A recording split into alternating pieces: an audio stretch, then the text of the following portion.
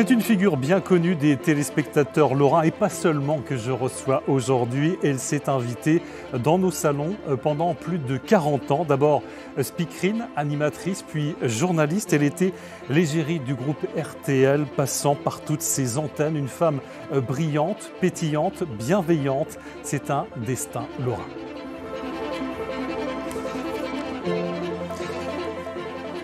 Bonjour Marilène Bergman. Bonjour Thierry, mais vous me faites rougir face à tous ces compliments. Alors c'est très sincère, je suis vraiment très heureux de vous accueillir parce que Merci. Évidemment vous êtes resté dans nos mémoires, vous êtes retraité aujourd'hui, mais vous êtes toujours active, ça on va en parler. Mais d'abord je voulais vous poser une question Marilène, est-ce que vous vous souvenez la première fois que vous êtes apparue à la télévision? Ah oui. Comment pourrais-je l'oublier? Racontez-nous. J'avais le cœur qui battait si fort que j'avais l'impression qu'il allait sortir de ma poitrine. Il y avait eu très peu de préparation et on m'avait simplement dit voilà, alors on m'a fait un rapide passage au maquillage, on m'a installé sur un tabouret, on m'a dit voilà dans le studio tu regardes la petite lumière rouge au-dessus de la caméra et quand elle s'allume c'est à toi. Eh bien je vais vous dire une chose, c'était pas la première fois. Ah. C'était quand vous avez été élue Miss Lorraine. Ah oui, mais pas dans les mêmes conditions. Ça, c'était la première fois. Vous vous rappelez? Oui, et qu'est-ce qui vous avait poussé à être Miss, à vous présenter comme Miss pour la région Lorraine? Alors, c'était pas le premier concours de Miss, parce que bon, je vais faire une confidence que, voilà, peut-être des gens ne connaissent pas cette partie de ma vie, j'ai été majorette. Mais bon, je salue toutes les anciennes majorettes. Et c'est vos copines majorettes qui vous ont poussé? En fait, on était entre copines, on faisait souvent des prestations, pas seulement dans les rues pour défiler, mais dans des soirées dansantes. Et il y avait très souvent des concours de Miss. Et entre copines, on s'était motivées à participer. Et de fil en aiguille, quand il y a eu le concours de Miss Lorraine, je me suis dit, tiens, je tente ma chance. On ne sait jamais. Vous avez été élue et la télévision régionale vient vous voir, évidemment, pour vous interviewer. On va regarder tout de suite. Mais je vous préviens... comment dire, c'est brut d'époque. On regarde et on en reparle après. Vous n'avez pas l'impression qu'on vous a accroché une médaille ou un label de qualité, non? Non. Non, disons que c'est un titre que je suis assez fière de porter, puisque, en fin de compte, le choix n'est pas fait simplement en fonction du physique, mais aussi du caractère. Bonne réponse, Marilène. On notera les propos du journaliste, il parle d'un label de qualité. Un commentaire? Il était assez macho, il y avait même des questions plus agressives dans ma mémoire. Oui. Alors, revenons après. Donc vous allez être speakerine, mais c'est pas forcément ce titre de Miss Lorraine qui va vous permettre d'aller à la télévision. C'est une rencontre, une dédicace, je crois. Oui, en fait, la chaîne Télé Luxembourg était très regardée dans la région. Et un jour, le patron de Télé Luxembourg, Jacques Navadic, est venu dédicacer un livre qu'il venait d'écrire sur Télé Luxembourg à 20 ans. Et ma maman m'a demandé d'aller l'acheter. Et je suis arrivée à la fin de la dédicace, il y avait très peu de monde. Le patron de la librairie me connaissait bien, donc on a engagé la conversation. Et il a précisé à M. Navadic que j'étais Miss Lorraine. Et voilà, ça a peut-être éveillé son intérêt. Lui, il était toujours à la recherche de présentatrices. Ouais. Donc, il m'a dit, est-ce que ça vous intéresserait de faire un jour de la télé? On a les images, on va les regarder. On va regarder tout petit extrait de ces images où vous êtes speakerine pour annoncer les programmes. Et on peut les commenter en même temps qu'on va les regarder, ces images. En fait, voilà, qui concerne l'émission Flashback de la semaine dernière. Alors là, c'était déjà 1984, donc c'était quelques années avant les débuts. C'était un peu plus tard. Mais en fait, ce que vous m'avez dit en préparant cette émission, c'est que vous avez beaucoup tricoté. Ah oui, parce que quand on faisait les annonces tout au long de la soirée, c'était pas enregistré comme ça se pratiquait dans les dernières années où il y avait encore les speakerines. Nous, on était là du début à la fin, et parfois jusqu'à 2 h du matin, et pendant toutes les longues plages horaires où on n'avait rien à faire, moi je tricotais. J'ai jamais autant tricoté d'écharpes, de pulls. Voilà. Alors speakerine et animatrice assez rapidement, dans les années 80, vous étiez animatrice d'émissions avec notamment Citron Grenadine. Tout à fait. On s'en rappelle, en compagnie de Jean-Luc Bertrand. Et vous allez devenir très populaire, alors vraiment très populaire entre 83 et début des années 90, pas seulement en Lorraine, puisque vous êtes sur les ondes en Belgique, au Luxembourg. Vous allez recevoir alors des prix de la popularité pour les lecteurs de ciné-télé revue. Vous obtenez aussi l'antenne de cristal en Belgique, qui est l'équivalent, j'imagine, du 7 d'or. Comment vous expliquez ce succès, cette popularité? Alors modestement, même si les gens m'aimaient beaucoup, beaucoup, apparemment. Je pense que c'est sans doute dû au fait que la chaîne était elle-même très populaire, très regardée, et qu'il y avait cet engouement autour de ce ton qui était vraiment très convivial, très chaleureux, très familial.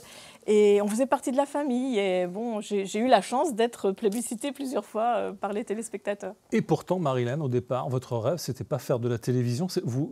C'était plus être chanteuse ou jouer dans des comédies américaines, c'est ça? Alors moi, mon rêve, à l'époque, quand j'étais jeune fille, c'était les comédies musicales. C'est-à-dire, mais les comédies musicales des années 40 et 50. Hein. Mes idoles, c'était Fred Astaire, Gene Kelly, Sid Charisse, Rita Hayworth. Et chanter, oui, mais plutôt danser à l'époque. La chanson est venue plus tard. Alors, la chanson est venue, puisque vous allez sortir un 45 tours intitulé Solitaire. Et Fer 3, vous avez reçu à cette occasion dans une émission. C'est vrai, déjà très confraternelle. Exactement, c'était Patrick Charles qui présentait cette émission. Et on va en écouter un extrait. Oui, pourquoi pas. Solitaire, avec Marilyn Berman.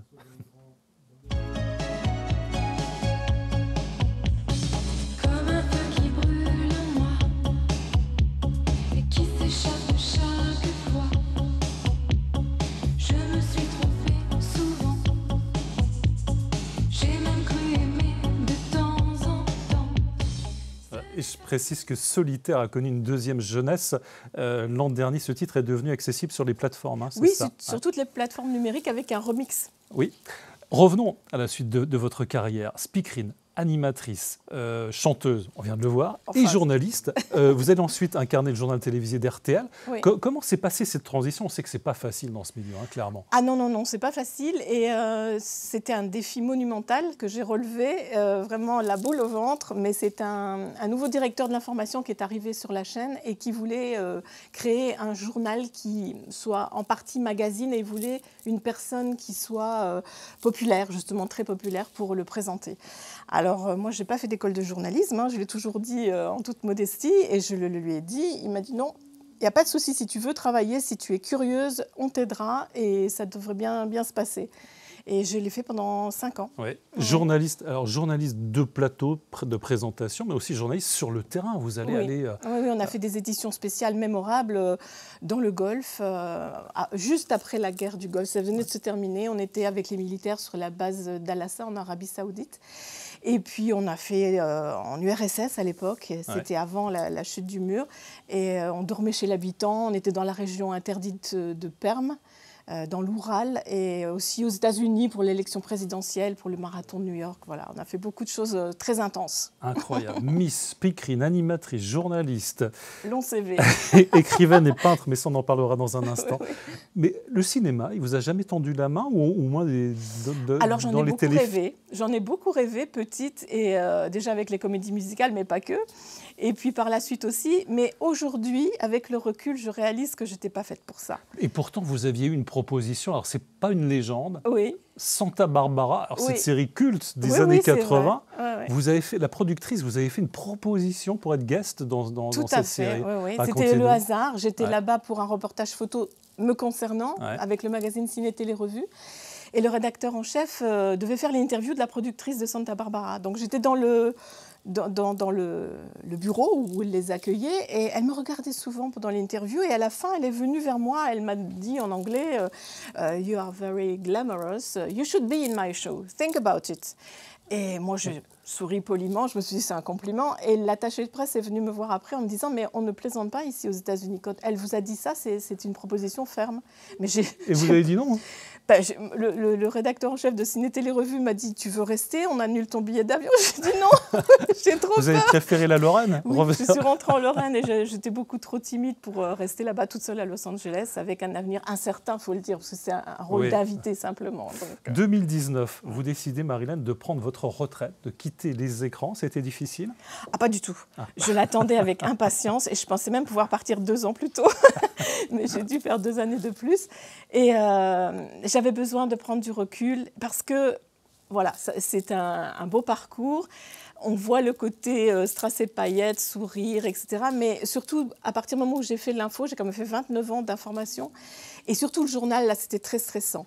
Mais même après, par la suite, j'ai toujours eu le stress. Donc, j'ai toujours été quelqu'un d'angoisse. 40 ans. Ma toute dernière émission où j'étais l'invitée, où c'était C'est son histoire, J'étais stressée comme au premier jour. Ah oui, mais personne ne veut le croire quand je le dis, mais je vous jure que c'était... Votre jardin secret, c'est la peinture, c'est l'écriture, Oui. la poésie.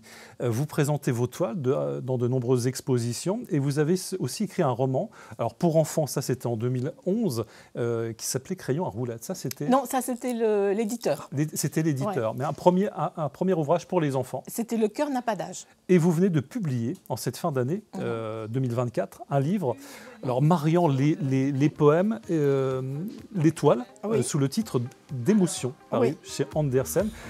C'est quoi l'idée pour vous? C'est de livrer quelque chose que... Alors, c'est un projet qui me tient vraiment beaucoup à cœur parce que dans ce livre, il y a vraiment tout ce que je n'ai pas dit et montré dans les interviews sur 40 années, je veux dire 42 ans de télé. Ce sont mes ressentis les plus intimes, traduits en couleurs avec les toiles.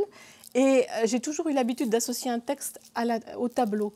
Et donc, pareil dans le poème, mais c'est vraiment des choses très, très personnelles qui n'appartiennent qu'à moi, où il n'y a pas du tout la place pour la télé. C'est vraiment des ressentis. On est vraiment dans un autre univers. Oui, dans un autre univers, et c'est des choses très, très profondes, philosophiques, des blessures aussi du passé, mais toujours avec un souffle d'espoir. Qu'est-ce qu'il dit de vous? Eh bien, tout ce que vous découvrirez dans le livre, si vous voulez le lire, vous le procurez. Mais oui, je ne peux pas tout résumer en quelques phrases, mais c'est une autre Marilène, enfin c'est la vraie Marilène, et à découvrir dans ce livre qui s'appelle Émotion. Émotion, on y trouve une quarantaine de peintures, une soixantaine de textes, c'est bien ça, un livre. Que je vais aller dédicacer un peu partout. Très bien, 176 pages au prix de 35 €, j'aurais tout dit, à découvrir, donc c'est édition Andersen. Et puis je voulais savoir, alors, est-ce que vous avez d'autres projets? À quoi vous aspirez aujourd'hui, Marilène? Parce que vous êtes une toute jeune retraitée. Merci, plus si jeune que ça, mais quand même. Essayez déjà de rester en forme. Les projets immédiats, c'est la promo du livre qui va s'étaler sur peut-être 1 an, 2 ans, on ne sait pas. Et puis surtout profiter de la vie, prendre le temps de vivre, essayer d'évacuer le stress qui est quand même toujours un petit peu présent, qui revient vite. Et profiter de mes amis, de faire des choses toutes simples, faire la cuisine, m'occuper de mon jardin, de mes petits chats, et voilà. Donc, une vie simple. C'est ça le bonheur pour vous? Oui, lire, regarder des films, et partager du temps avec les gens que j'aime. Merci Marilène. Je pense que de nombreux téléspectateurs ont été très heureux de vous revoir aujourd'hui. Merci beaucoup. Merci à vous Thierry de m'avoir accueilli. Merci à vous de nous avoir suivis. Et on se retrouve très vite pour un autre Destin Lorrain. À très vite.